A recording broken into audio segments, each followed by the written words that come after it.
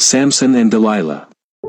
Samson was a man unlike any other. Chosen by God before he was even born, he was set apart as a Nazirite, never to cut his hair, never to drink wine, and never to touch anything unclean.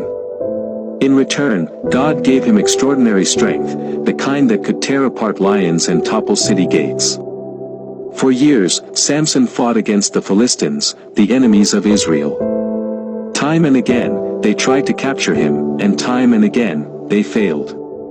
No chains could hold him. No army could defeat him. But Samson had a weakness, not of the body, but of the heart.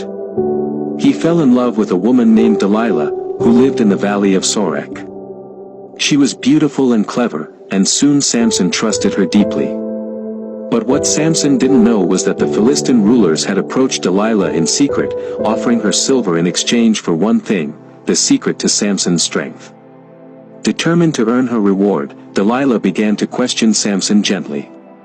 "Tell me the secret of your great strength," she said, "and how you can be tied up and subdued."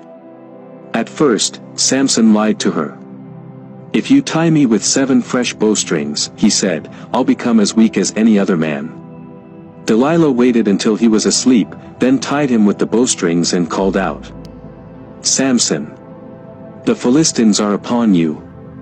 But Samson snapped the bowstrings like threads near a flame.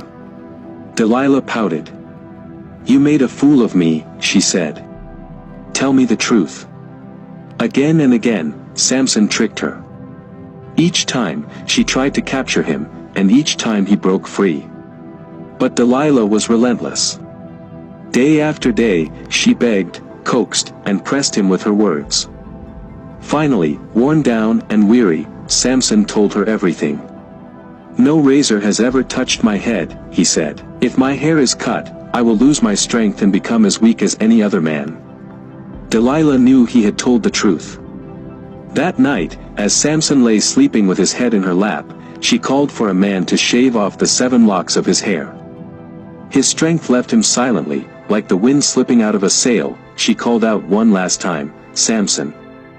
The Philistines are upon you." He awoke and tried to rise, thinking he could escape as before.